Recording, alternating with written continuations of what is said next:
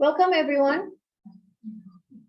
We are excited to have you here. I'm your host, Natalia, and thank you for taking the time to join us today as we will talk about what's next on NFTs.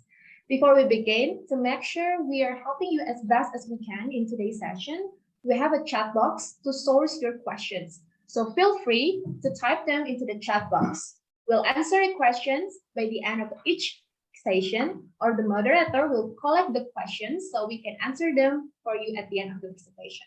Also, don't worry about making notes immediately since we'll send the session's recording your way as soon as possible after the webinar. Let's take a moment to introduce our three amazing guest speakers. First, we have Adrian Niculescu, the founder of nft-urilor. Adrian specializes in developing companies and ventures to unlock their true value and potential. After a successful career in the US and China, Adrian started Equilibria Capital, a property fund and development company in Indonesia. Ekta is the culmination of his background and the 12 years he has spent in Indonesia. Next, we have Adrian Niculescu. Adrian is the CEO of Meta Studio, a virtual world where one can develop meaningful interactions, build a business, and play to earn. He brings decades of experience and knowledge, sharing his experience in building and developing companies. He is also known as an entrepreneur and investor. Last but not least, we have Harry Bangrens. Harry is the founder, chairman, and CTO of Blocksmith. The company aims to decentralize power and mobility by providing a seamless global mobility alliance. He has many years of experience applying software and technology to business needs. Fun facts, Harry also received a PhD from Tokyo University and fluency in 6 languages. So I want to thank you to our speakers for taking the time to share their knowledge and expertise. Our topic is about the future of NFTs, and we're really excited to share what we know with you. We will look beyond the hype and research the fundamentals. You will be able to take a deep dive into NFT concepts and technologies.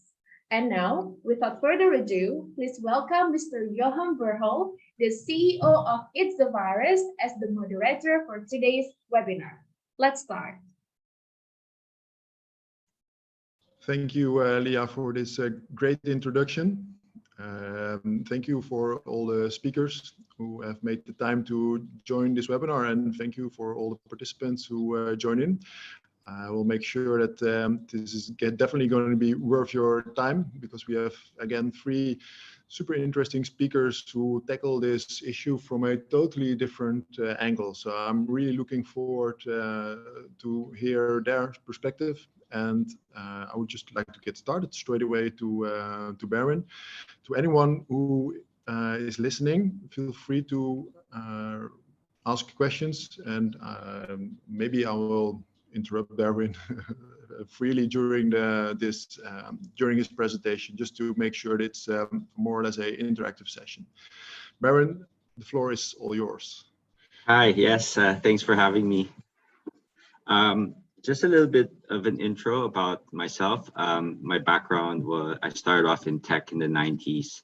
I had the .com payment processing system, which was fortunately bought out by a .com consulting company that was able to list in the NASDAQ. So I was able to do a good exit in the late 90s. And then since then, from 2000 till present day, actually, I've been a property developer. During the pandemic, I was living in Bali. I've been living in Bali for 13 years. And due to the pandemic, everything shut down, the world shut down. So I had to shut down my hotels and close my some of the property development project. So what I did is I started to study about blockchain technologies, read 200 white papers, and was able to pivot my business and launch my own chain called Ekta. Ekta means unity and integrity. So what we do in Ekta is we are layer 1 blockchain that bridges the physical world to Web3. And what we try to do is tokenize illiquid assets such as real estate.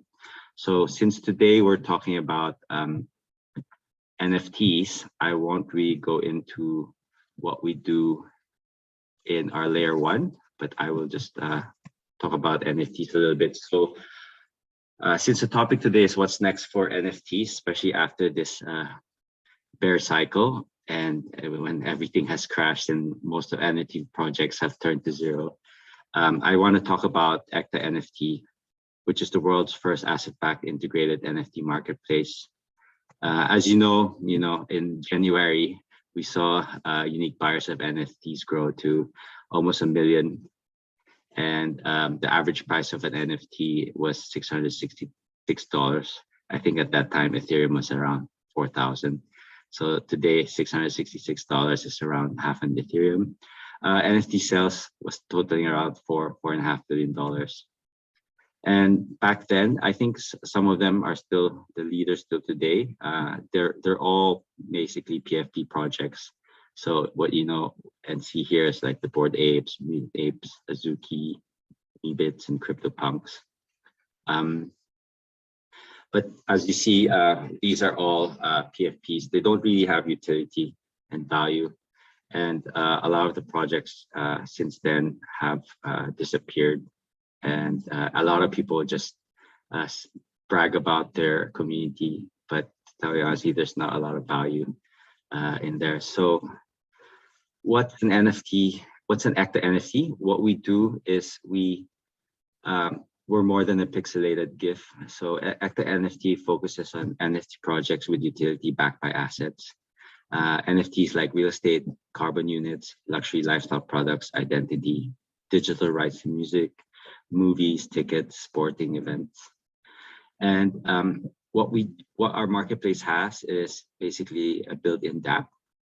So there's no additional development needed. We also have a bridge because ECTA chain is a layer 1 blockchain that has a bridge to BSC and Ethereum. So we also have an NFT bridge backed by multi-chain. We have staking functions for our NFT. We call it NFT 2.0 and DeFi 2.0. We also have fiat on-ramps. So we have 12 major currencies in Asia and Australia, including US, Euro, and the pound. And you don't need to code to be able to start your collection.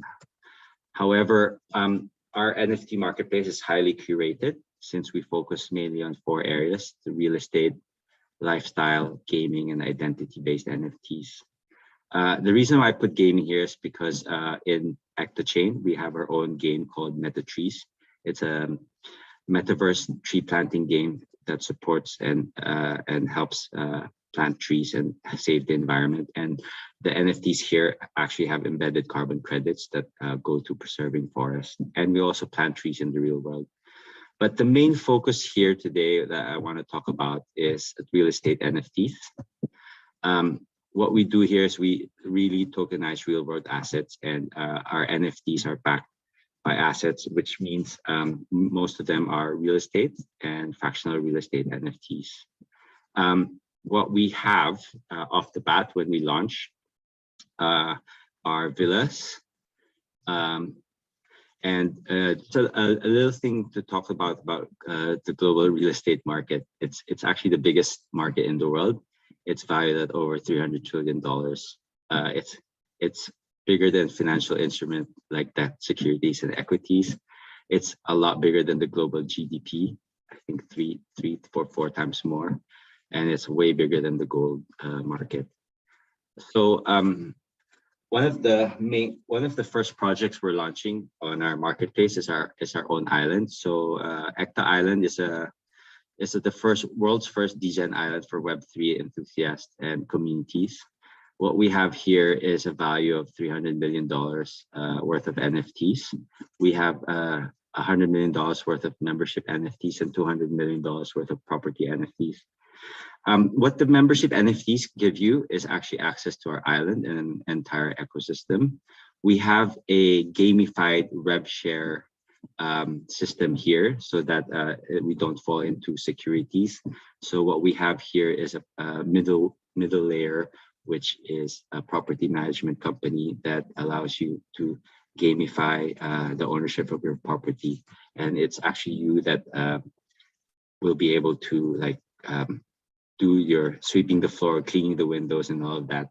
And so you get rewards for doing that. But actually it's a rev share for everything you see in the island. So what the island has are 81 luxury beachfront villas, 350 honeycomb pods on the hill used for student housing. We have a blockchain school, a 3-hectare mega museum, just like the Museum of the Future in Dubai, which is an NFT museum as well.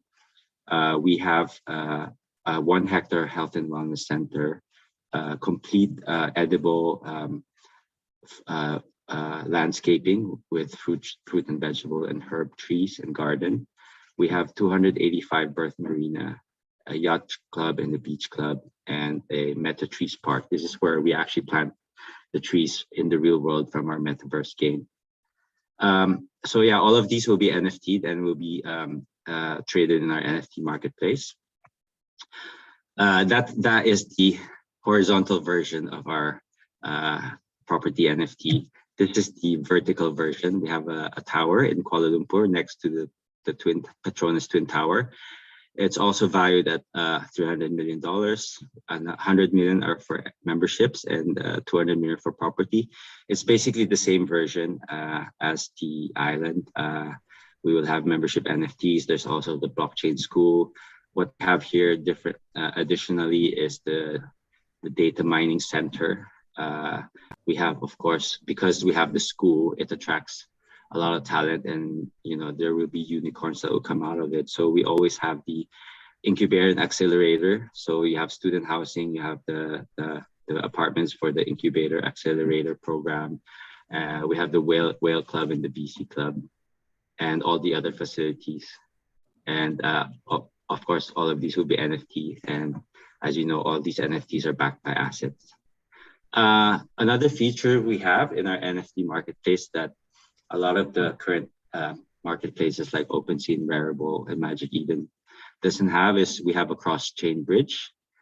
We have a built-in DApp. Our commissions are a lot lower than the other marketplace. It's backed by physical assets. We have a utility token here. So you need the ECTA token to be able to mint the NFTs. We have staking rewards. All of the NFT projects are curated so that we avoid scams. It's on chain. We have a fiat on ramp, and we're carbon neutral. Another thing is our NFT marketplace actually has an NFT to it. So if you purchase this NFTs, it's also tied to the revenue share of our NFT marketplace. It's kind of like YieldFi, like what GMX is doing.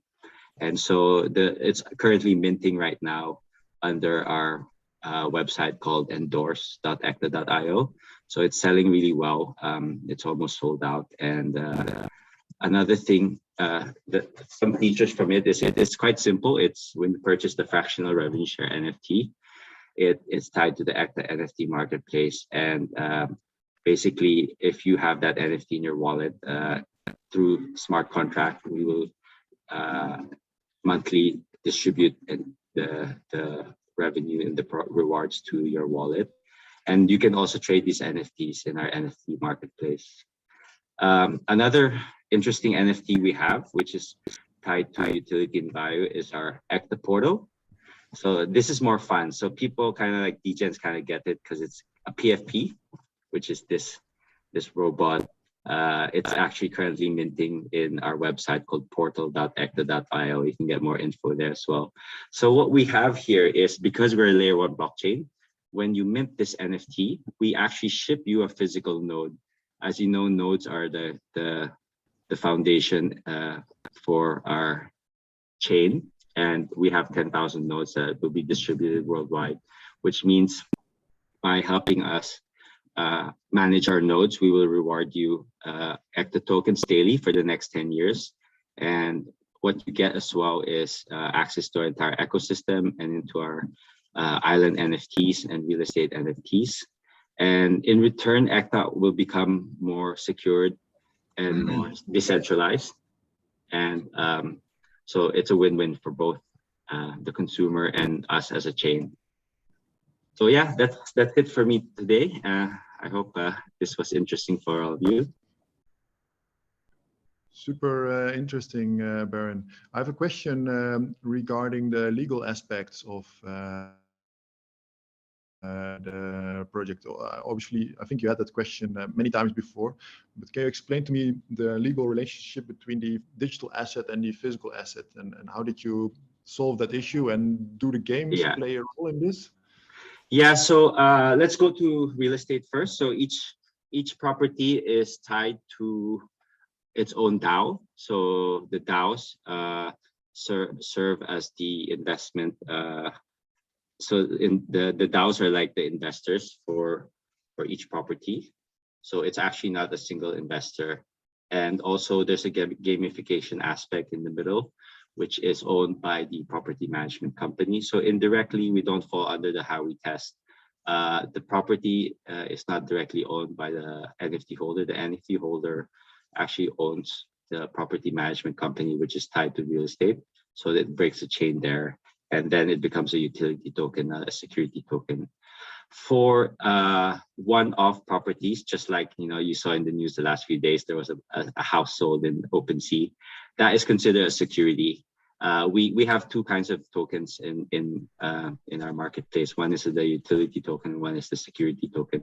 So the security tokens, of course, are tied to our partnership with Securitize.io. Each of those will have a private placement memorandum. Okay. Okay, so for great to hear you have that relationship with Securitize. I wasn't aware, but obviously that solves many of these issues, because then you're just fully compliant. Correct. Okay.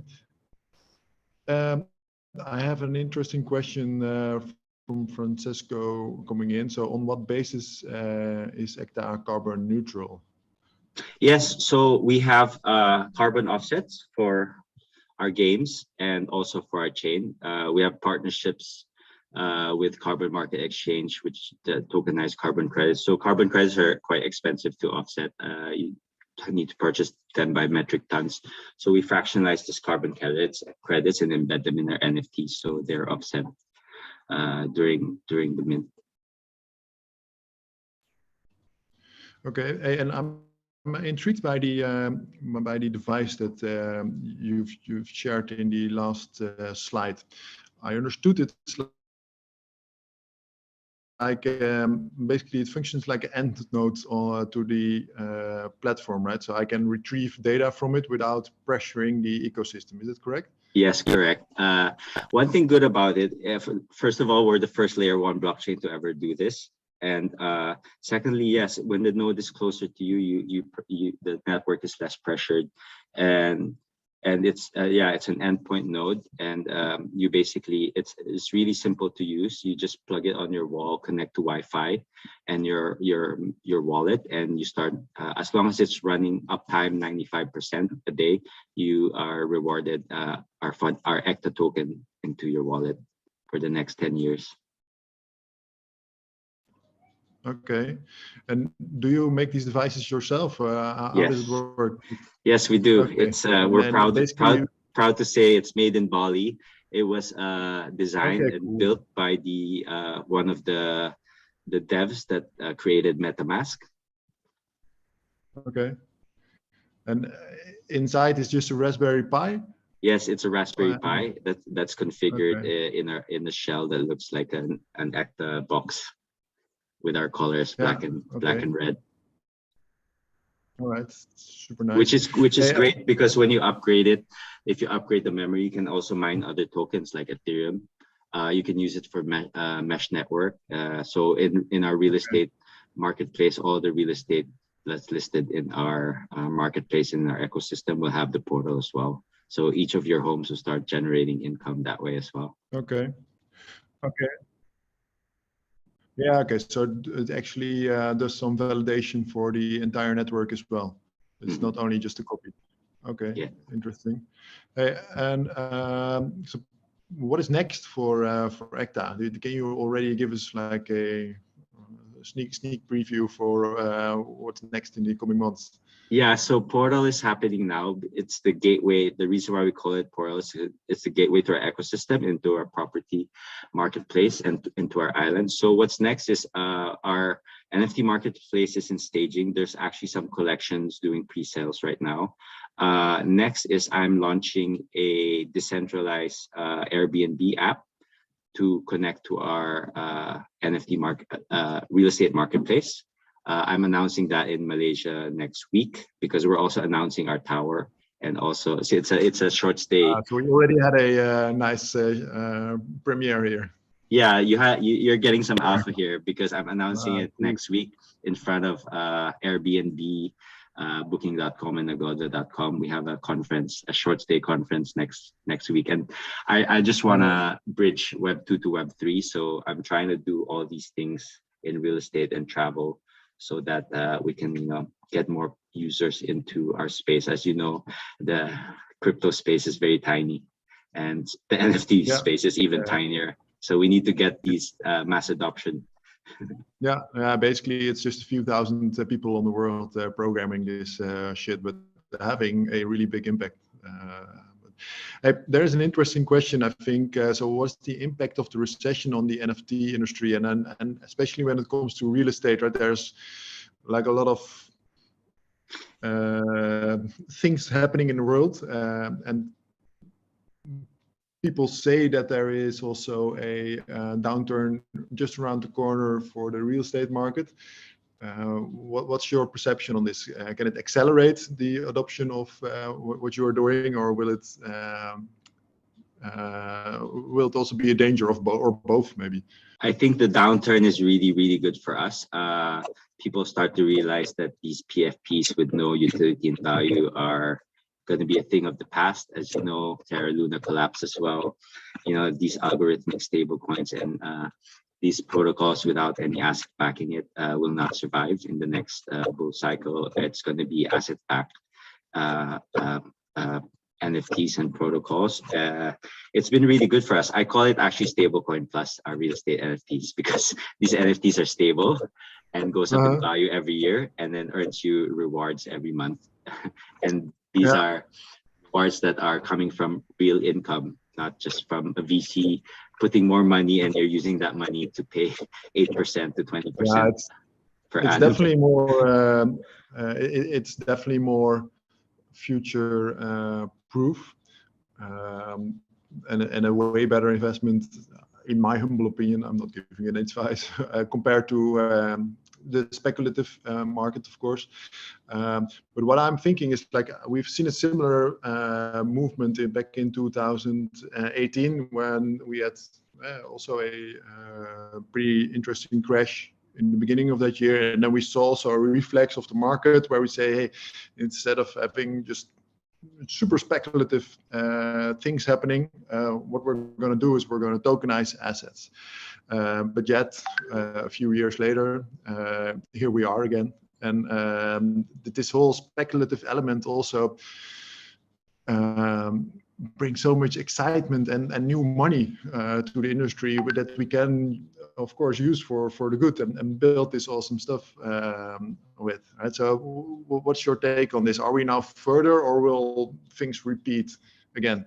I think a lot of people in the space have learned what happened before, and I think gone are the days of those 1000x in a few months. I enjoyed it. DeFi summer was great. You had the DAOs, Olympus DAO and Wonderland Money giving you 1000% APR. I think those are gone are those days. I think it's going to be more. People need to accept the fact that the growth won't be as much as that. There will still be hundreds x growth. But there's going to be regulation coming soon, and we can't avoid that. And here in ECTA, what we're trying to do is to follow regulation. And if it's a security token, it's a security token, and we just follow the rules. And if it doesn't give you 1000x, it's fine. At least we're stable, and we're here for the long run. Yeah, that's. I think indeed on the long run, that is also how we built this domain. Right? One last question: what is the most unique utility you've seen connected to an NFT? I mean, there must have been some pretty random stuff. I remember those cyber Kongs back then. Those were quite funny. like the banana tokens. They were giving you bananas when you stake those cyber kongs. That was quite funny. I actually had it was just really fun back then. So I mean, back then I thought that was unique, but of course it's not sustainable. Yeah. Yeah, I've seen also a like back in 2015 or 16 even, there was a whale somewhere, like fake whale in a harbor in Holland, and each time you paid 1 Ethereum, because Ethereum was just not worth anything, it just splashed. People are super creative. That's one thing for sure. I would like to go to the next speaker, if that's okay to you. Maybe you want to share some last words, Baron. Yeah, I'd just like to, you know what, my last words is, I just want to, for people that are first time in NFTs and all of this, it's full of scams out there. A lot of people like copy your pages, and you just have to make sure you verify properly from the trusted sites and from the actual site and the actual Discord. So yeah, just be very careful of scams. Be careful. Yeah, I can relate to the fake pages and fake profiles. Probably there are also 1,000 versions of you on Telegram. Yes, we do. We try to catch them every day. We catch a few every day. Yeah. In Telegram, Twitter, Discord, everywhere. Yeah. They just changed the letter a little bit. Instead of ETA, they do ETA, or capital, like like a K, instead of a K and R or a T, they put like, I don't know, an I, or they're very tricky. So just be very careful. Don't click any links. No. And never give your seed phrase to anyone. No, please don't. Yeah. All right. Thank you very much, Baron. Thank you for the insights and your presentation. Thank you. I hope to see you in Bali anytime soon as well. Let's catch up. Yes, definitely. Right. Thank you. Cool. Thank you very much. I would like to go to the next speaker. Adrian, the floor is yours. Maybe start with a small introduction, and I'm really looking forward to hear your perspective on what's going on in this market. Thank you very much, Joachim, for the introduction. Actually, we know each other since 2018, by the way. And I saw it in my messages. I was like, yeah, damn, I really know him for a long time. Yes, and we've reconnected like a couple of months ago, and this was actually the trigger for me being here. Before introducing myself, I want to thank you and congratulating you for the education element you are doing. It's an investment of time and resources to educate the market, but I believe that the education is the most important thing which will drive the adoption to this market, will lower the impact of scams, and will bring more trust to this young but very exciting industry. I will share my screen while I will introduce myself. I'm Adrian Niculescu. I'm a Romanian entrepreneur and investor. I'm involved in blockchain since 2016. I'm a sales, marketing, and business development guy. And I'm in core teams in a few projects. The youngest of them is the Meta Studio, where I'm leading the team from the CEO position. Also, I'm an advisor in more than 10 companies in the blockchain space, ranging from startups to NASDAQ listed company. And I help them with sales, marketing, and business development. Also, because I'm involved in this industry for about 5 years, I've developed step by step a service business, I would say. We have initially it was a Web 2.0 marketing agency called Mushbloom. Is based in London, and it transitioned to Web 3. I said is a 10 years old marketing agency, and we have also CoinCruncher, which is a media outlet. It was started in 2018. This year we did the first conference, Bitcoin Bucharest, in Bucharest, which was a very nice concept to put Romania on the blockchain map.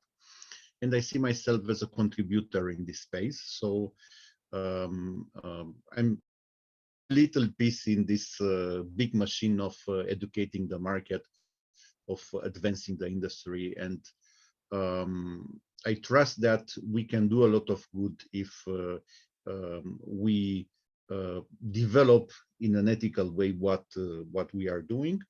I'm speaking also at a lot of events around the world. Until the end of the year, I will speak at many events in Dubai, will speak in Lisbon, in London, and in Malta. And the most recent event was last Friday in London.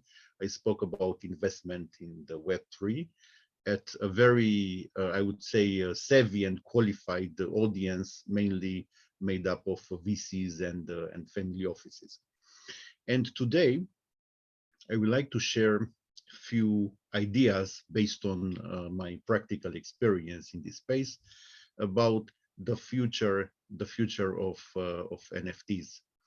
And of course, we had the JPEGs, we had the hype, we had anything. But if we look at the Web3 as a whole industry compared to Web2, the username and password, which was and still is in the Web2 world, is replaced in the Web3 world by a wallet, which could be MetaMask or else, or an NFT.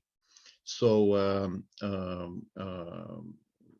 it will be very important for a large chunk of the NFT market purchasing a certain NFT, what kind of access to what will give you once you are the owner of that NFT. And this will be a very, very important aspect. And let's say if you have an educational platform, you can say, okay, if you purchase this NFT, you will have access, I don't know, lifetime access, or for 1 year or 5 years to everything we are putting here. So automatically it will be a no-brainer to own that NFT. Next, we people like to collect stuff in the real world. We collect vintage things, autographs, many elements, right? In the virtual world, it's much easier if you collect a certain NFT to show it to everybody on your phone, or you put it as a profile. One of the very interesting things, I don't agree with it, but if you look at many VCs and high-profile investors on LinkedIn, for example, like business-to-business network, instead of a nice business profile, maybe, I don't know, with tie or at least a business casual look, they put an NFT. And it's, let's say, if it's an NFT which is known worth $50,000 or $100,000, you transmit something that, okay, I'm owning a $100,000 NFT, so I'm using it as an avatar, or it's like it's a vanity thing. So one of the areas where I see the future of NFTs is in the real collectible potential of them, not just some random JPEGs which are generated, or a video which could be also viewed for free by anybody on YouTube. The really real collectible potential. And due to the digitalization, especially the new generations, they prefer to buy some NFTs or digital collectibles instead of putting a down payment for their house. It's something which is related to how people are behaving, you know. And the third one, which was also discussed Berwin's presentation, NFTs backed by assets, and slowly is developing a new class of assets called NFAs, non-fungible assets, where there is a very tight connection between the actual NFT and the asset backing that NFT. And this will be very available, for example, in the content creation world, when you can link the NFT with the copyright of the work which is backing the NFT. And of course, we have the world of digitalizing the commodities, real estate assets, and other assets, actually. So if you ask me, these are the three directions which will drive the adoption of the NFTs. And we have also what is called the metaverse. And I would like also to add here a few ideas about it. First, how I see the metaverse. It's a new medium of expression, exactly like the internet was in the 90s. And because people are using it, it will become part of our DNA, as internet became part of our DNA, and will grow by being used by people, and will evolve in many ways we don't even have a clue about right now. And of course, NFTs are part of this new universe called the metaverse, and somehow they will work in parallel, the NFTs and the metaverse. And of course, you will be able to create your own avatars in the metaverse. And it will be very important because many metaverses will be built if they will be interoperable. For example, in the Meta Studio, the project I'm leading right now, this will be a metaverse for content creators, allowing them to monetize their work in the Web3. By the way, it's a huge transition right now from Web 2.0 to Web 3.0. And the transaction of the creative works, of the outputs, will be done to NFTs. So basically, they will upload in the platform their creations, and they will be transformed into NFTs, and they will be traded. And there's a very big and bold promise for the content creators that they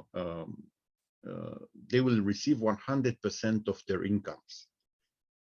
Which is different from the Web 2.0 platforms having a lot of commissions. And this is one of the biggest pains of the content creators, besides, of course, not owning their content and having a lot of abuses from the platforms. So here they will get 100%. And of course, where the platform will also make an income will be a small transaction fee on the trading of these NFTs, because we believe that the future of the metaverse is the business metaverse. All these platforms, they have to become financially sustainable. And of course, to counteract any abuses, it will have Meta Studio a DAO-like structure, which will be a real DAO. So the content creators would be able to involve in the strategic decisions. As a closing thought to this presentation, we are still in the very early stages of decentralization, because, for example, if you look at any platform, maybe is decentralized the way the platform is governed, either as a DAO or to a simple governance, which is not quite a DAO. But all these platforms, they are backed by venture capital looking for profits and return on investment. So there is a strategy from founders behind any platform Also, there is a sales and marketing team or a support team for the business elements. And also all these platforms, they have a technical team for software development and other things. So when you say that it's 100% decentralized, I said we are still in the very, very early stages of decentralization. So it's not quite like that. Maybe if we have some questions, to take some. My advice to all the viewers right now is to continue educate themselves. This is the most important element, and of course to be with the skin on the game. You know, if they want to involve in a project, to do it. You know, because we can only improve what we are doing, not we are thinking of doing. So please, Joachim. Yeah, thanks for your presentation, all your thoughts, and Adrian. I have a number of questions by myself, because I heard you also mentioning the word DAO, and Baron also mentions this. And like 1 or 2 years ago, I had a lengthy discussion with someone who is deep in the space, and he also already mentioned like what's next is going to be DAOs, and it always sticked in my mind. And of course, that's the only way forward for us to build a fully decentralized ecosystem, right? So there are so many projects, but there's just little decentralized governance at the moment. So it's interesting that you guys are also moving in that direction. And another thought I had was, when it comes to what's next in terms of metaverse and NFTs, that's definitely going to be in the DNA of the young kids growing up now, because my kids are on Roblox, and they use Roblox Studio to program their own game. They invite their friends from all over the world to collaborate, to continue to build their game, and they're talking and building at the same time, and then playing together. So basically, they already have like a metaverse, and they have a DAO together, and they work together on building digital assets. Right? It's and they're like nine years old. So it's crazy where it's going to. I have a question, Adrian. So there is this, and Baron also mentioned this. There is this tendency to say, "Damn, this speculative domain is bad." But it also brought us a lot of good things, especially when it comes to adoption. Things get really interesting when you can make a lot of money. So there's like, it's a double-edged sword. What is your take on this? You know, we are wired for shortcuts. So everybody wants to make more money very fast, if it's possible. And no matter how many warnings, how many signs, there will always be a project which will be promoted as being the next big thing, where people will only look at potential returns, will not manage the risk. This is one of the reasons why many platforms collapsed at the beginning of this bear market cycle, because they offered to their users some returns, but almost nobody, which is totally crazy, asked themselves how these rewards were generated. So basically, in many instances, the rewards were generating by finding another protocol offering higher returns, and the platform would earn from difference, but they didn't manage the risk. So when the platform with the biggest returns, collapsed, were lost the potential rewards and also the principal, and this is how the things started. There will always be a speculative aspect, especially for the new things, and this is created by design I'm a marketer, so I know pretty well copywriting. Copywriting is known as the art of writing words that sell. Through written messages, through using certain keywords, you can trigger some emotions in the mind of the people who are looking at your messages, making them think that like there can't be a tomorrow for them if you don't do this, if you don't buy this, if you know. So this is not, this is like the kind of sword you mentioned is like a fire. You can use it to cook food, or you can use it to burn something, you know. And yeah, exactly. Not this domain not being regulated, of course, when such an opportunity is to do, I don't know, 50x, 100x, also most of the non-ethical people from other industries, they sensed the potential for a profit, and they use it at the max. So this will not disappear. There will be the speculative side, and the only way you can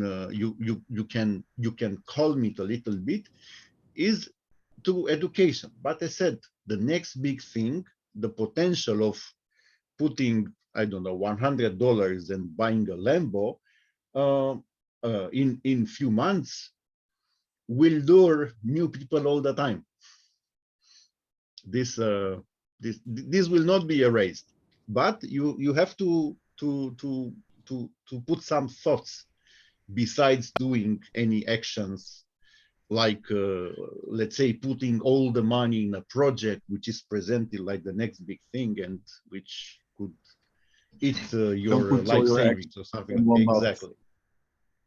Exactly. Yeah, I would like to end your part of the presentation with one thought, is that like if we are able to digitize assets and real estate and property around the world, then we should also keep in mind what it will do to the world, like because then we have like a level playing field in terms of accessibility of the market, meaning that property which is cheap on one hand of the world because of a lack of liquidity and a lack of capital will suddenly become equally valuable like it is, for example, in Europe or in the United States. So that will have a huge long-term impact. We will definitely, we are not there yet. We're talking about 10, 20, 30 years, I think. But the long-term impact will be super interesting to witness, I think. I would like to thank you for your, sorry, yeah? Just as a closing thought regarding this, the tokenization of the real estate assets will lower the barrier of entry for players in this space, because it will allow anybody actually to start their journey on a property ladder through tokenizing a property which could be anywhere in the world, and this is huge. I want to also thank you very much for inviting me. Will be my pleasure to come back anytime in the future. And again, I want to congratulate you for investing time in resources and to educating the market. It's a very important mission. It's our pleasure, and I really like to do it as well. I just from a super egoistic perspective, I just like to hear stories from great entrepreneurs that I now have in webinar. So it's for me also super nice to do that. Thank you very much, Adrian. Thank you. I would like to ask Harry to take the stage. Harry and I also know each other for a few years. I think we also met initially in 2018 in the bear market. So I was building a decentralized mobility platform, which eventually I had to pull the plug. Too bad. I think we're a bit ahead of the time at that moment. But Harry and I already had super interesting conversations, and Harry is now paving the way forward. So the floor is yours, Harry. Yes, thank you very much. So let's, I think I'm sharing the chats here. So let's get rid of this, put it to the side. Boom. Yes, so thanks for the short intro. So you already said it, we met a few years back, and that brings me straight to the intro. We met when I was working for Daimler Financial Services. Then they were called Daimler Mobility, and now they're part of Mercedes-Benz Mobility. And I was heading the Daimler Mobility blockchain factory, which I had founded. And Jochem had a very promising startup in the area which we were working on, actually. So decentralizing mobility. So that's how I got to know you. And a few years after I met you, or 1 year after I met you, what the Daimler Mobility blockchain factory had been building, which is, again, somewhat not very sexily called the Daimler Mobility blockchain platform, but at least you can Google it and it'll give you a lot of info. We took this in a spin-off. We had built the platform production ready. We took it out in a spin-off. We did a management buyout in full agreement with Daimler and in partnership with Daimler, but without shareholding of Daimler. We bought it out, so pure and nice management buyout. The software is ours. We went into Outlier Venture, which is, in my personal opinion, the accelerator in the area of Web3, at least in Europe. Yeah, and we actually launched our own token last year. It's the day after tomorrow. The little token baby is 1 year old, BLXM. And we're decentralizing power and mobility. And as part of doing that, you have to ask yourself, what is actually a business? And we're in the business of building a platform. So we are in a B2B2X business, where B2X could be B2C, but business to customer, B2G, business to governments, B2E, business to employer. And we provide a shared platform based on Web3 protocols, based on decentralized identifiers. And so we are always the B2B in the B2B2X. And so we build a common shared platform, leveraging exactly not only the technology, but actually the principles behind blockchain and decentralized identifiers. So what you need to do in order to process ownership, asset tokenization, and also ticketing, it's actually quite simple in what you need to do. You need to manage identification. You need to manage verification of credentials, of ticket, of assets, etc. And you need to manage these verifications and identifications to the real world. So that is something that blockchain is quite weak in. So this is why we always combine blockchain plus DIDs, decentralized identifiers, sometimes called self-sovereign identifiers. It's a standard that's being currently worked on and standardized by the World Wide Web Consortium, the same people that have standardized HTTP and HTML. And the most important part in the usage of these decentralized identifiers are verifiable credentials. I'll be using that term a lot. And that allows you to express business relevant, legalizable, contractual facts. That's a very long word for you can cryptographically ensure, very similar to something like DocuSign, HelloSign, and DocSend. For instance, the title to a vehicle, which is a piece of ownership. You can also digitally express a certificate of origin in the renewable energy market, or any type of energy attribution certificate. But you can take it even further. You can use it for ticketing, and ticketing is anything that manages check in and check out based on verification of the identity, based on verification of the ticket credentials, and then at the end of it, based on paying out according to the billable units that were actually delivered and consumed. And if you think about what an NFT is, an NFT, the conclusion is, it is actually functionally equivalent and slightly superior to a verifiable credential. So anything you can do with a verifiable credential, anything that you can do, which might have done already in your practical world, when you sign a contract or when you sign a or when you buy a stock or whatever, anything you can do at that level is easily doable on a verifiable credential. And it's even better on an NFT because an NFT at the end of the day, it expresses ownership, or to be precise, because of the legal issues, it expresses and manages possession perfectly. And we have taken that idea and centered our core platform around NFT as an engine, as a protocol, which we are developing. So it's these boring apes or PNPs or whatever, that was just a proof of concept. Everybody gets interested. Everybody woke up. A lot of people piled in. But an NFT is actually a perfectly valid registry of ownership, because that's what the blockchain does with this token. And the beauty is an NFT, if you look at it technically, it's a token, yes, because it's in your wallet, but actually what it is, it's the NFT smart contract, the ERC 721 or the ERC 1155, and that is nothing but a registry that manages all the attributes and most of all the owner for that NFT, because NFT is just a token with a serial number. That's the shortest and also complete way to describe what an NFT is. It is simply a token with a serial number.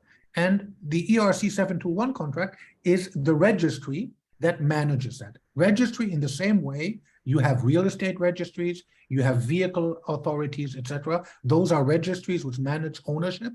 Well, an ERC 721 contract is nothing but a registry for an NFT.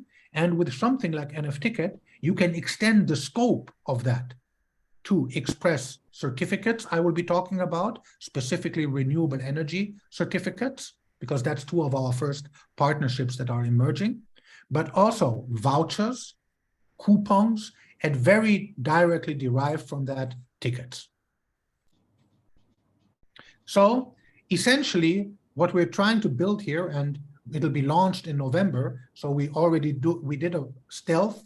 In stealth mode, we are already operating. We have empowered one company called NRverse to launch their offering on Decentraland, where we decarbonized, or they decarbonized with our technology, which they were processing on Decentraland. And the three pillars on which this technology is based is travel budgets, so coupons, membership cards, that behave like collections, entry tickets, so think of Eventbrite on steroids, and certificates of ownership, where due to our past history and the way we entered this business opportunistically at the end of the day, which is usually the best way to start your business, in my opinion, is certificates of for energy attribute certificates, such as carbon offsets, such as renewable energy certificate, such as guarantees of origin. Note that we are an active validating member of the Energy Web Foundation. So we have a very strong exposure to that side of the world, basically sustainable energy. All right, so what NFT do is they become a cost ticket master. All of you probably bought a concert ticket and bought a, I don't know, soccer match, football match ticket before. And what you usually have is the party you're buying it from is not the party that's holding the event. There's a ticket master in the middle, and NFT is a Web3 version, and therefore much more compact, much more efficient, much more scalable, and of course, much more decentralized, so a lot less middlemen. It's essentially a Web3 cryptofication of Ticketmaster. That's the shortest way to describe it.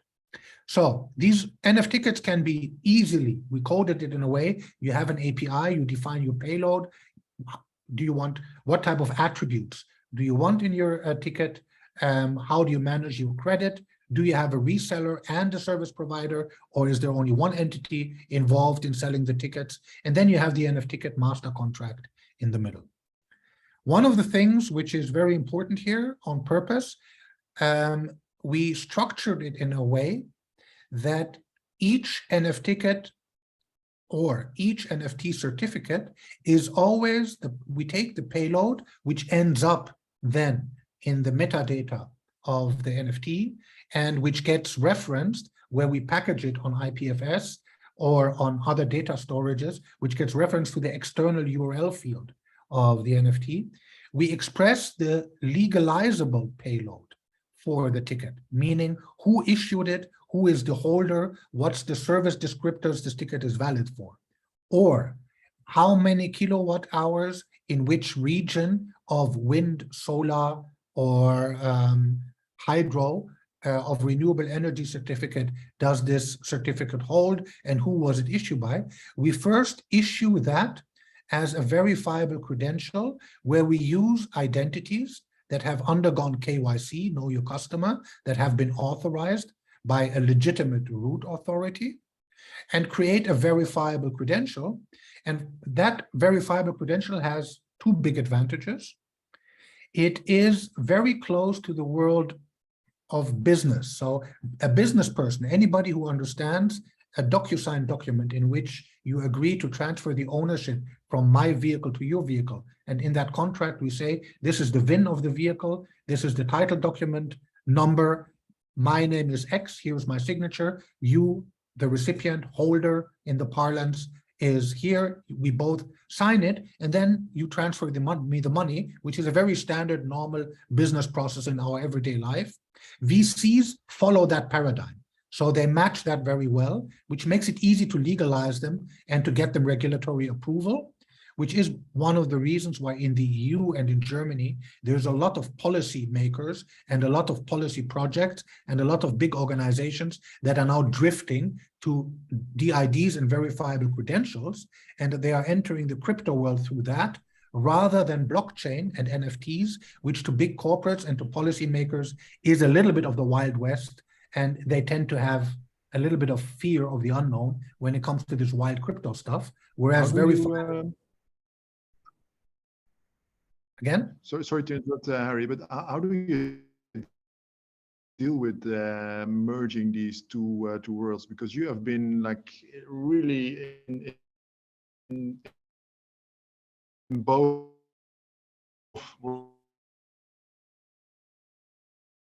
worlds for a long time. So on one hand, you have a corporate history, Web3 space, how processes, and how do you try to find?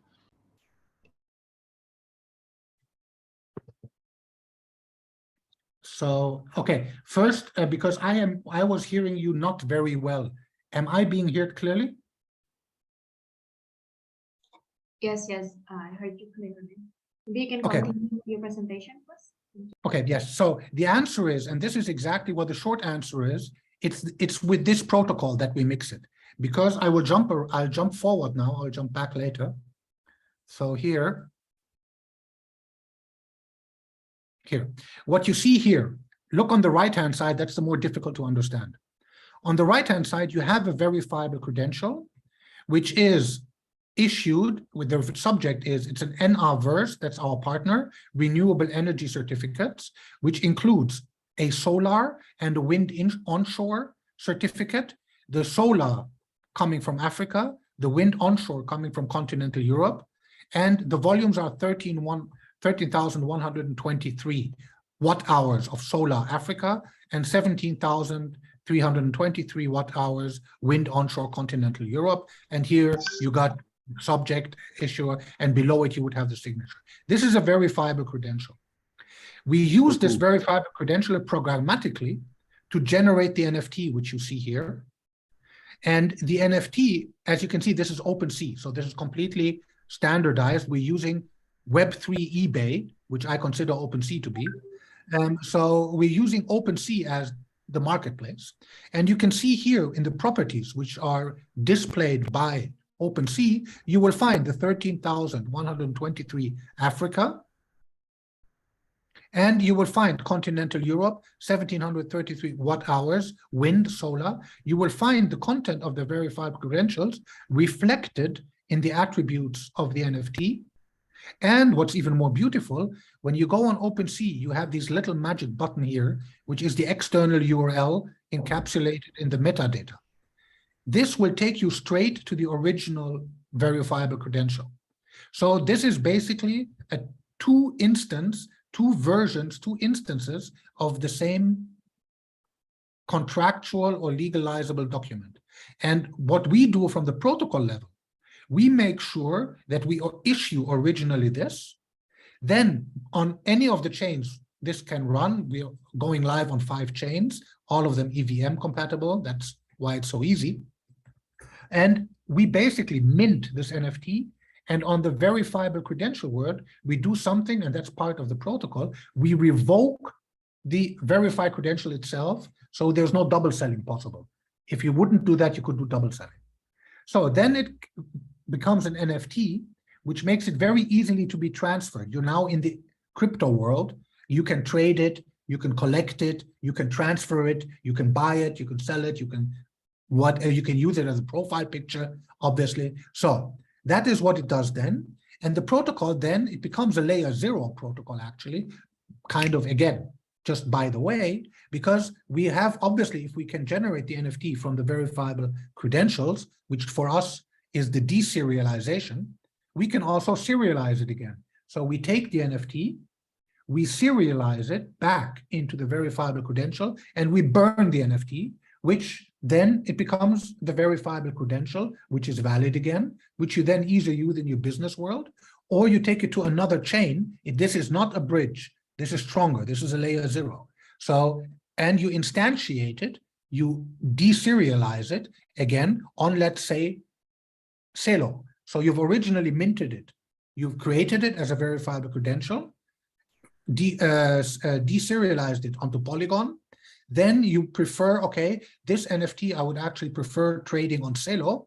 So you transform it back into verifiable credential. You're back in the business-friendly world if you want to take it to lawyers, etc. Or you can then take that very same verifiable credential and take it to Celo and create a Celo-based NFT that will exactly have the same properties. And there will always be an unbroken chain of custody, unbroken chain of ownership, which is verified by the protocol that manages that. So that's the answer how you combine it. That's exactly the core of this protocol, is to combine those two worlds to make the best out of them. Super interesting, Hardy. I have a question from one of the people attending. So a good question, but and probably you've heard it before. GDPR, how do we deal with privacy when everything is on chain? I have to say, this is a question I've heard really, really often. I do not really understand the question, because obviously GDPR is GDPR, and anybody who is in the blockchain world knows how to basically deal with it. There is something called hashes. Most people do not store data on the blockchain. Most people store data on something like IPFS or Arweave, and then only have a link in the hash or a signature, depending on what your security requirements are, have a hash or a signature on the blockchain. So for me personally, this whole GDPR discussion in blockchain is simply a red herring, because anybody who knows their job in blockchain has taken care of that. It's a non-topic. What happens is that it's easy to do. GDPR is GDPR, because whether you use blockchain or verifiable credential doesn't change anything. The requirements are GDPR, and blockchain is just a technical platform. And what you do is you obviously don't put clear names on the blockchain, you put hashes on the blockchain. That's the simple mechanism. Yeah. And there's infinite variations of it, but it actually answers the question. Yeah, so the idea behind it is that you chop up a chicken as far as a chicken nugget, but you can never make a chicken out of it again. Exactly. Right? So it will never become that again.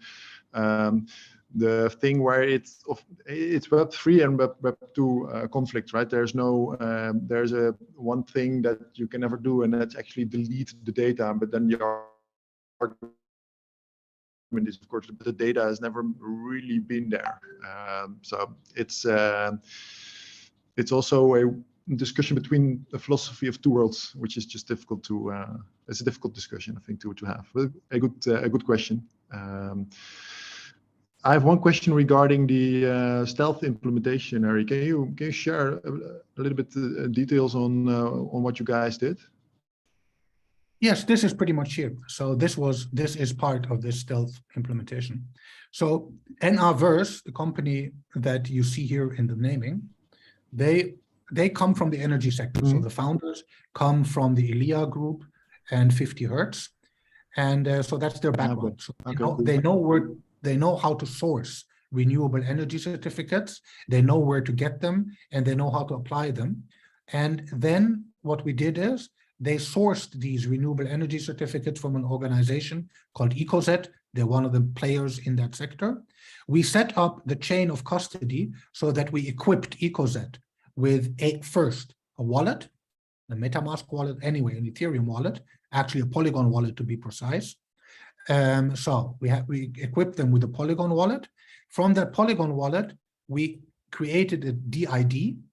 So you can derive based on something called DID Ethereum. So the Ethereum framework for decentralized identifiers, which is also active on Polygon, allows you to take a wallet and to establish a one-to-one forward and backward connection between that wallet and that DID.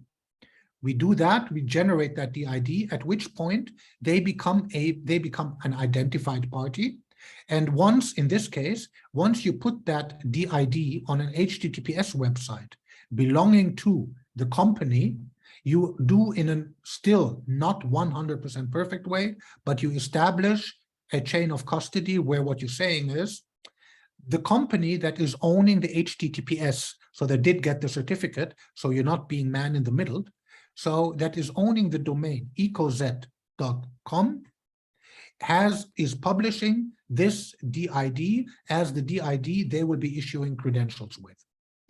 Based on that, they issue credentials transferring bulk, this is not bulk, this is retail, transferring bulk volumes of these renewable energy certificates to NRverse, who now has bulk volumes of these, which through our protocol, they fractionalize. So and the fractionalization use case was a decentralized event where they wanted, it was still before the merge, 30th of August, so where they wanted to show, all right, we can calculate the carbon emission load of the Ethereum transactions by region, by the way. There's something called, there's a calculator by a guy called McDonald, which provides the basis for this. So we can calculate how much carbon offset you need to make this carbon neutral. That's their secret sauce. They come from that industry.